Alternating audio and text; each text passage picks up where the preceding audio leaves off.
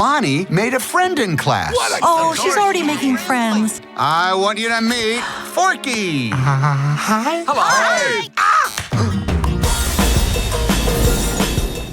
You know Woody very well, and every film, you know, like I remember specifically some things like the detail on the collar. When we first did that, it was single surface, super thin, and now we got stitches and the little fur on the fabric and the detail of that. So I think it's essentially the design is the same, but we upgrade them because it won't run with the software anyway. Yeah, we keep changing the software, so we have to rebuild him. So he's a brand new toy. Yep. Every movie.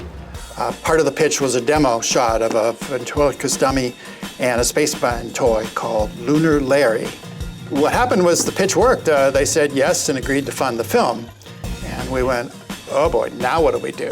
So the dummy evolved into old-fashioned cowboy figure Woody, and whose life was upended by brand new, coolest toy, Buzz Lightyear. Probably one of the reasons why we chose these toy characters to start with for our first feature, because the plastic and really simple materials like that were easy to do better. So he visually is overall the same, but a lot more richer detail, and then the tools are such that the animators have so many more ways of expressing emotion through them. Bo, Forky, come on. Bo? Bo? Hi there, my name is Gabby. We can't stay. Yes, you can. Boys. Woody, behind you! Bo, what are you doing here? No time to explain. We love the idea of bringing her back, right? Woody hasn't seen her in 9 years. She's been living this lost toy life. We get to dig into her character and really kind of expand who she is, what she's become. We let our imaginations dive into what it meant when Woody said she was given away. We knew she was given away to a family, but what would have happened in this space of time? But we knew ultimately the antique store was a location that we really wanted to explore and dive into. She took it and kind of recreated it, but leaning very heavily on all this reference and research we did from the archives that we saved from the first Toy Story. On the upper left, this is Daniela Strejleva's sketch when they were reviving the classic bow. Carrie basically took that and said, okay, well, what if we start mixing up the different elements? Not add a ton of new things or change the cut of her dress, just take what she's using and just flip it inside out, use it as a bag, use it as a cape. And I think once we landed on this, we really started to gain some momentum and thought, this is really cool. She's wiser, she's brave, she's confident, all of which, you know, the old Bo Peep was before, but you never really saw.